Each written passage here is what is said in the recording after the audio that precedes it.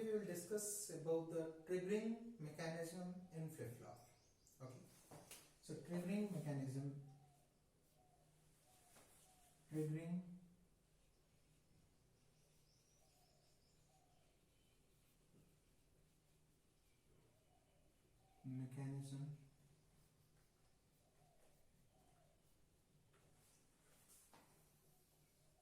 okay. So first let's understand why the triggering mechanism is required. Okay, why do we want that the changes at the output of the flip-flop should occur at the triggering, at the edge? Triggering mechanism meaning edge triggering mechanism. So why do we want that the output of the flip-flop should change only at the edge? Why the output of the flip-flop should trigger only at the edge? Okay, so remember about the racing condition circuit. In racing condition, what was happening? When we have a circuit like this,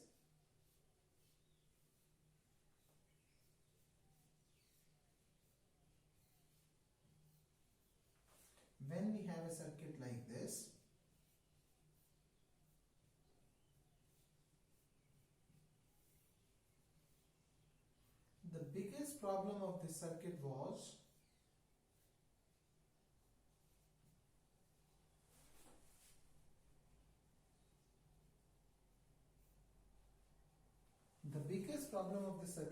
whenever the clock is 1, J star and K star is also 1, this output was continuously toggling. The output was continuously changing from 1 to 0, 0 to 1, 1 to 0, 1 to 0, 0 to 1 like this. It was continuously changing. So this was a problem, and the behavior was something like this. So if you have a clock and initially let's say Q was 0, so whenever the clock goes 1, it always changing like this. The output always changing like this. This was a problem, and this condition is known as racing condition.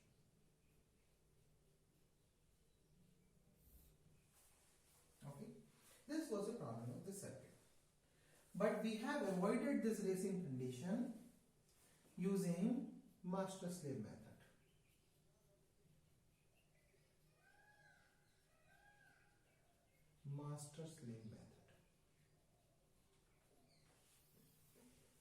Which we have discussed in our previous lecture.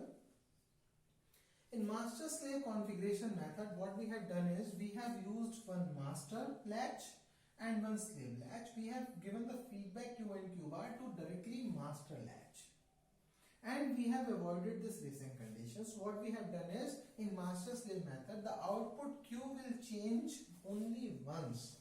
Q will change only once in one clock period. This we have done already in master-slave method, but at the cost of extra hardware,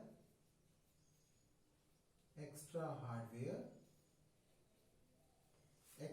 cost, and extra area. We have consumed more area. So with these three extra things, we have restricted Q should change only once in a one clock period. We have done that.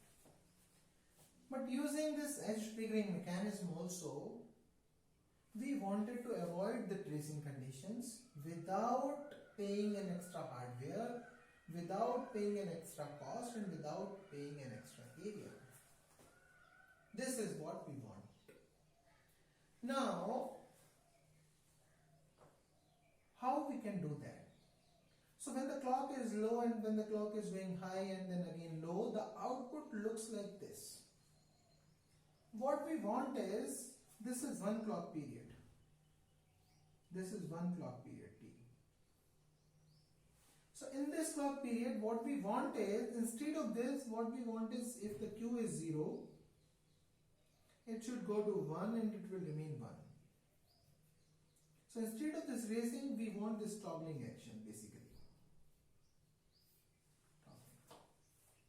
Now, how it is possible?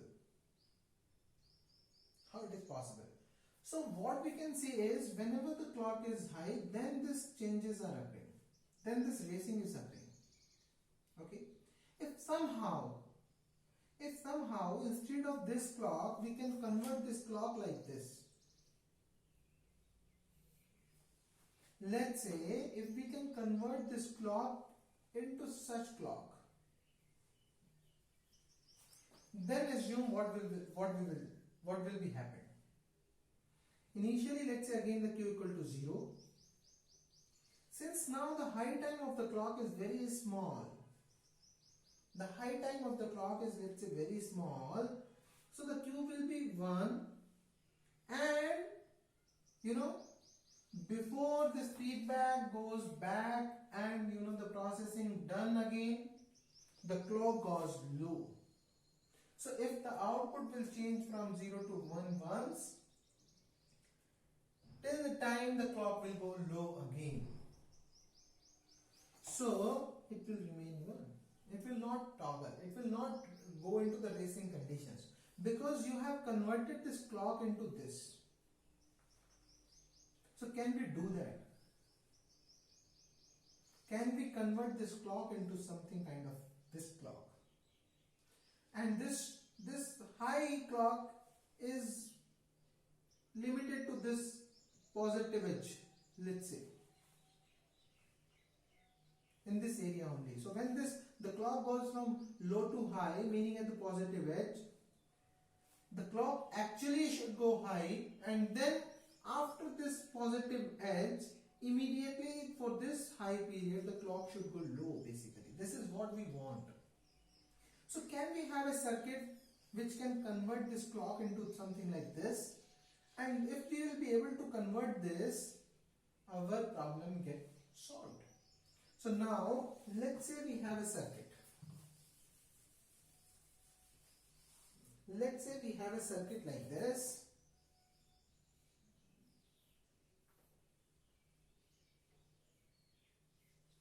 And let's say here we are applying a clock. So this is definitely a clock bar. And let's say the output is clock dash. And what is, let's say, the clock is? The clock is, let's say, something like this.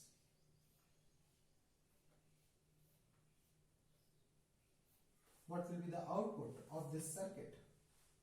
Since this clock is directly fed into one of the AND gate, the other input of an AND gate is after inverting this.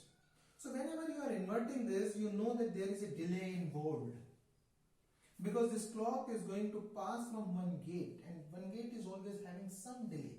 So if the clock is low, it will be, the output of this inverter will be high, and it will remain high for a certain time, whatever the delay of this NOT gate is, and then it will go low. Then it will remain low. It will go high after some delay, and like this. This is very important.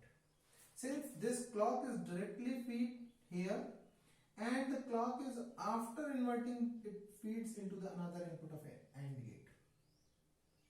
Because of this NOT gate, the two inputs of an AND gate behaves like this. And if the two input of an AND gate behaves like this, what will be the clock dash? So we know that the clock dash will only be high when both of the input of AND gate is high.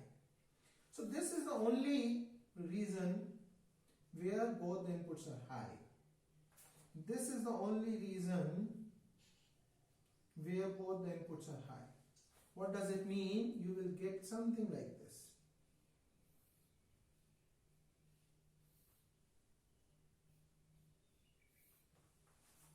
What does it mean? You have converted this clock, which was low and high for this time period. Now you have converted this clock, this is clock bar, and this is your actually clock dash. So now, whenever the positive edge is coming, it seems that the clock dash is high at that moment of time. whenever the positive edge of the clock is coming, at that moment the clock is high. And as soon as the positive edge goes away and you have a high of the clock, you have a low of the clock dash. Whenever the negative edge is coming, you have a low of the clock edge. Whenever the low of the clock is coming, you have a low of the clock dash. Meaning, whenever the positive edge of the clocks are coming, at that moment you have a high time for a very small time. The time equivalent to the NOT gate delay and the delay of this AND gate, something called. Okay. So, you have basically converted this clock into the clock dash. Now, let's consider this gate only, this circuit only, and in the circuit, instead of directly feeding clock here, let's say you have inserted an edge detector circuit here now. This circuit, let's say known as a edge detector circuit, because at the positive edges, it's detecting this, because the output is something, the output is getting 1 only at the edges, positive edges, because you can see the circuit, the output of the circuit is only 1 at the point where the positive edge of the clock is coming, meaning it's something detecting the positive edge. So we call it an edge detector circuit. So let's say instead of directly feeding the clock here, we feed the clock here into the edge detector circuit like this, and let's say here we are having a clock dash. So now one thing is very clear, that whenever the clock is like this, what does it mean? The circuit is facing this clock dash. And what is clock dash? Clock dash is whenever these positive edges are coming, this clock dash is only high at the time, and rest of the time the clock is low. What does it mean? It means whenever the positive edge of the clock will come, then the analysis will be done, since only at the time the clock dash is high. And we know that whenever the clock is low, this we have already studied, that whenever the clock is low, this will remain 1 and 1, and this will remain in a memory state.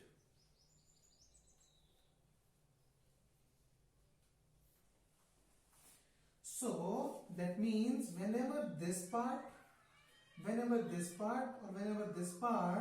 is coming, since at the time clock dash is low, the circuit will remain in a memory state. When the circuit will be in an active state, we know that whenever the clock is high.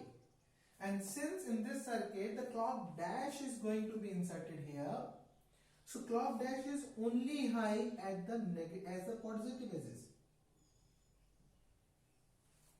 It means at the positive edges of this clock, this circuit will going to give you an output.